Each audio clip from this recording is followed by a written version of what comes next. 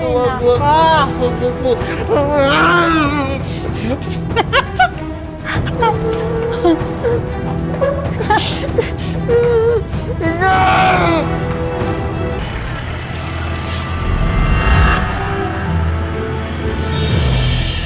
Maraming salamat sa impormasyon, Elijah.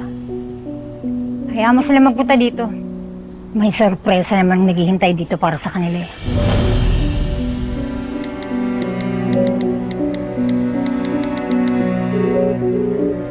Pumunta ka dito. Bilisan mo.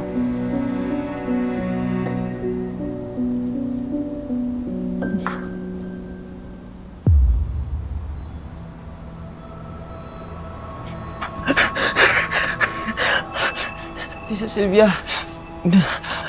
parang pakuwalan mo na lang ako dito. Kung ginagawa mo lang to para sa pera, gagawa ako ng paraan. Para yumaman ka. Basta tigilan mo lang paggamit mo sa akin.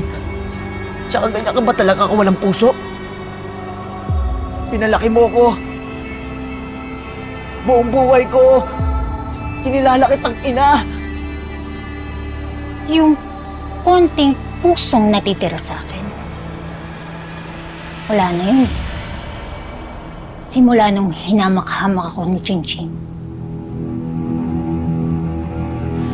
Kaya kung ikaw na lang ang natitirang paraan para makaganti ako sa kanya, gagawin ko.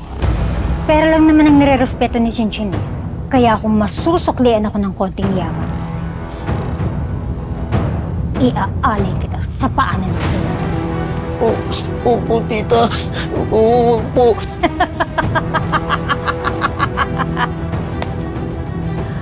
Wag po.